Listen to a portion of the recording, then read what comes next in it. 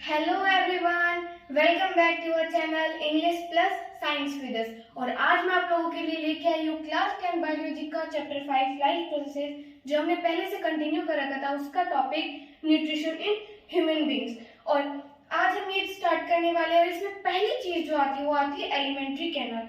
हम human beings क्या है, हेटेरोट्रॉफिक न्यूट्रिशन का मोड शो करते हैं। तो इसमें एलिमेंट्री कैनाल बहुत इंपॉर्टेंट पार्ट है। इसी एलिमेंट्री कैनाल से होकर हमारा फूड पास होता है और वो छोटे छोटे जो हम कॉम्प्लेक्स सब्सटेंसेस फूड इंटेक करते हैं वो सिंपलर सब्सटेंस छोटे छोटे सब्सटेंसेस में टूटता है। तो चलिए स्टार्ट करते हैं अपना फर्स्ट एलिमेंट्री कैनाल। ये एलिमेंट्री कैनाल कहाँ से कहाँ तक होते हैं? अपने माउथ से लेके अपने एनस तक होते हैं। कहाँ तक होते हैं? माउथ से एनस पार्ट तक। फिर अपने माउथ में हम सबसे पहले फूड इनटेक करते हैं। तो क्या करते हैं, हमारे जो टीथ होते हैं, हमारे जो दांत होते हैं, वो क्या करते हैं, अपने जो फूड है उसको छोटे छोटे और कॉम्प्लेक्स सब्सटेंस उनको सिंपलर सब्सटेंस में तोड़ते हैं, छोटा छोटा तोड़ देते हैं उनको। फिर हमारे को जब हम खाना खाते हैं थोड़ा मतलब पानी पानी थोड़ा गीला गीला सा महसूस होता है ना माउथ में। वो पानी नहीं होता, वो एक्चुअली में सलाइवा होता है। जो अपने माउथ में जो सलाइवरी ग्लैंड्स होती है वो सीक्रेट करती है सलाइवा, जिसमें एक एंजाइम होता है। उस एंजाइम का क्या नाम है? Salivary amylase. क्या नाम है? Salivary amylase. ये सलाइवरी अमाइलेस क्या करती है? हमारा जो कार्बोहाइड्रेट होता है, हमारे फूड में जो भी कार्बोहाइड्रेट होता है उसको तोड़ने में हेल्प करती है, उस कार्बोहाइड्रेट को तोड़ती है। तो अगर कोई पूछे कि अपना डाइजेशन फर्स्ट डाइजेशन कहाँ स्टार्ट होता है, पहला डाइजेशन मतलब डाइजेशन कहाँ स्टार्ट हो जाता है, अपनी एलिमेंट्री कैनाल के कौन से पार्ट से डाइजेशन स्टार्ट होता है? वो अपना माउथ है, क्योंकि माउथ में कार्बोहाइड्रेट का डाइजेशन स्टार्ट होता है। फर्स्ट डाइजेशन किसका स्टार्ट होता है? कार्बोहाइड्रेट का। और कौन तोड़ता है कार्बोहाइड्रेट को? Salivary amylase. फिर आते हैं स्टमक। अब जो फूड है माउथ से हमारा स्टमक में जाएगा, किसके थ्रू जाएगा? फूड पाइप या फिर ईसोफेगस के थ्रू। वो ईसोफेगस के जो फूड पाइपलाइन है, जो फूड पाइप है, वो कॉन्ट्रैक्ट करेंगे, सिकुड़ेंगे, ताकि जो फूड है वो नीचे जाए, पुश हो जाए, किसमें? स्टमक में। अब जब फूड स्टमक में आ चुका है तो स्टमक की लाइंस पे क्या होती है? गैस्ट्रिक ग्लैंड्स प्रेजेंट होती है। क्या प्रेजेंट होती है? Gastric glands. और वो गैस्ट्रिक ग्लैंड्स क्या सीक्रेट करती है? HCl, हाइड्रोक्लोरिक एसिड, पेप्सिन और म्यूकस। क्या सीक्रेट करती है? HCl, हाइड्रोक्लोरिक एसिड, पेप्सिन और म्यूकस। ये पेप्सिन क्या करता है? जो हमारे फूड में जो भी प्रोटीन है उसको तोड़ने में हेल्प करता है, हमारी फूड को तोड़ने में हेल्प करता है, हमारी जो फूड में जो भी प्रोटीन है उसको डाइजेस्ट करने में हेल्प करता है। अब ये पेप्सिन है, ये बिना एसिडिक मीडियम के तो एक्टिवेट हो नहीं सकता। बिना एसिडिक मीडियम के ये अपनी फूड को में जो भी प्रोटीन है उसको डाइजेस्ट नहीं कर सकता। तो ये HCl क्या है? ये एसिडिक तो हाइड्रोक्लोरिक एसिड। ये एसिड क्या करता है? पेप्सिन को एसिडिक मीडियम प्रोवाइड करवाता है। क्या प्रोवाइड करवाता है? एसिडिक मीडियम, ताकि पेप्सिन एक्टिवेट हो जाए और हमारे फूड में जो भी प्रोटीन है उसको डाइजेस्ट करे। और ये म्यूकस क्या करता है? म्यूकस जो स्टमक की जो लाइनिंग्स होती हैं उसको प्रोटेक्ट करता है, किससे? इस एसिड से। हाइड्रोक्लोरिक एसिड कितना स्ट्रॉन्ग एसिड होता है, अगर म्यूकस ना हमारा स्टमक तो जल जाएगा, कुछ रहेगा ही नहीं उसमें। इसलिए म्यूकस क्या करता है? ये HCl के जो एसिड है उस स्ट्रॉन्ग एसिड से स्टमक को बचाता है, स्टमक की लाइनिंग्स को बचाता है। फिर फूड जो है स्टमक से एग्जिट होता है, किसके थ्रू? स्फिंक्टर मसल्स के थ्रू। किसके थ्रू? Sphincter muscles. जो लास्ट पार्ट होता है हमारे स्टमक का, जिससे फूड एग्जिट होता है, बाहर निकलता है, उसे हम क्या कहते हैं? Sphincter muscles. और ये मसल्स ओपन होती हैं, क्लोज होती हैं, किसके लिए? फूड के लिए, ताकि वो एग्जिट हो जाए, किसमें? और वो फूड स्टमक से एग्जिट होके कहाँ चला जाए? स्मॉल इंटेस्टाइन में चला जाए। स्मॉल इंटेस्टाइन में चला जाएगा फूड। अब स्मॉल इंटेस्टाइन क्या करेंगी? स्टमक से फूड लेंगी, जो डाइजेस्टेड फूड है, जो स्टमक ने डाइजेस्ट किया है वो फूड लेंगी। दोनों तरफ से लीवर का जूस लेंगी, लीवर का जूस यानी बाइल जूस, और पैंक्रियाटिक जूस लेंगी।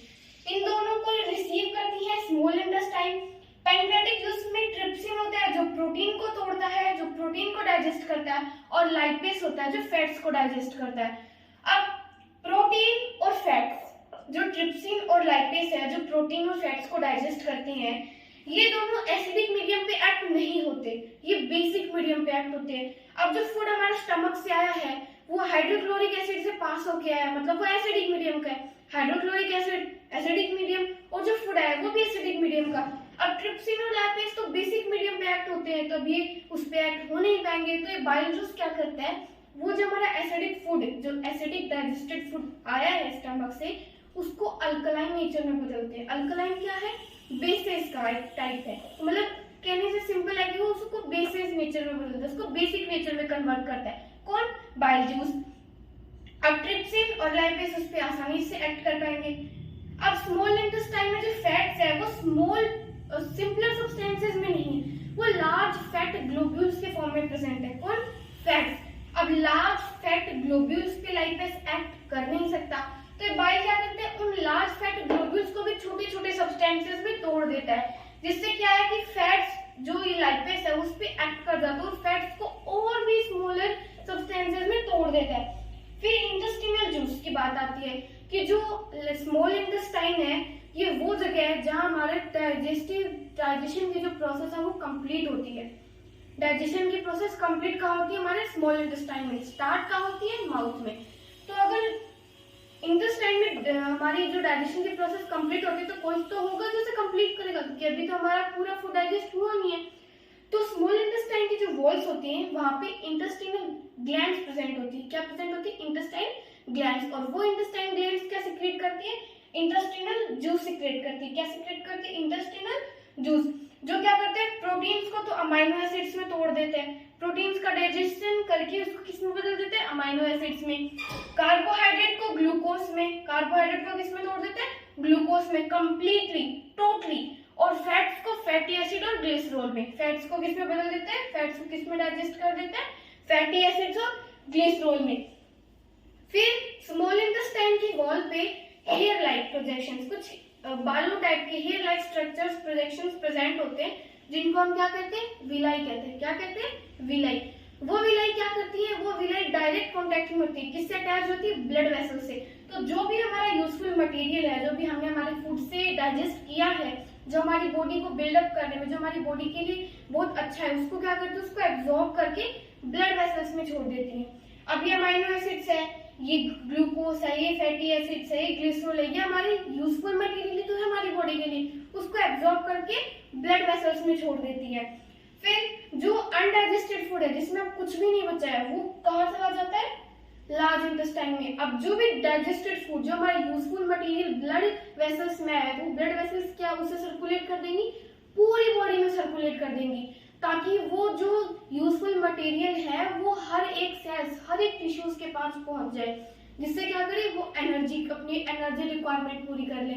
फिर चाहे अपनी एनर्जी पूरी कर ले, फिर जो नई नई टिश्यूज है उनको जनरेट करने में भी हेल्प करता है डाइजेस्टेड फूड। उनको नई नई जो टिश्यूज हमारे जनरेट होती है, आपको पता है कुछ सेल्स डेड भी हो जाती है तो कुछ न्यू जनरेट भी होती है, उनको जनरेट करने में भी ये डाइजेस्टेड फूड हमारे बहुत काम आता है। जो ओल्ड टिश्यूज है उनको रिपेयर करने में भी काम में आता है। तो डाइजेस्टेड फूड जो है वो ब्लड वेसल्स पूरी बॉडी में सर्कुलेट कर देती है, ताकि हमारी सेल्स अपनी एनर्जी रिक्वायरमेंट्स पूरी कर ले। फिर जो अनडाइजेस्टेड फूड है वो लार्ज इंटेस्टाइन में पास कर दिया जाता है, लार्ज इंटेस्टाइन में भेज दिया। लार्ज इंटेस्टाइन क्या करता है, उस अनडाइजेस्टेड फूड से वाटर एब्जॉर्ब कर लेता है। आपको पता है हमारी बॉडी के लिए वाटर कितना यूजफुल होता है, कितना फायदेमंद होता है, बहुत अच्छा होता है। तो भी लार्ज इंटेस्टाइन क्या करता है, उस वाटर को एब्जॉर्ब कर लेता है, एब्जॉर्ब कर लेता है। अब जो अनडाइजेस्टेड फूड बच गया, जिसमें कुछ भी नहीं, ना वाटर है, ना कुछ भी, मतलब ना न्यूट्रिएंट्स नहीं है, वो जो है वो हमारी बॉडी से एनस के थ्रू बाहर निकाल दिया जाता है। हमारी एलिमेंट्री कैनाल का लास्ट पार्ट क्या है? एनस। तो उसी एनस से हम जो अनडाइजेस्टेड फूड, जिसमें कुछ भी यूजफुल नहीं बचा हुआ हमारी बॉडी के लिए, वो बाहर निकाल दिया जाता है। तो ये था हमारा आज का वीडियो, जिसमें मैंने बताया कि न्यूट्रिशन इन ह्यूमन बीइंग। इसके आप स्क्रीनशॉट ले लीजिएगा, और अगर आपको वीडियो अच्छा लगा हो तो लाइक कीजिए, चैनल को सब्सक्राइब कीजिए और कमेंट में बताइए आपको कैसा लगा। Okay guys.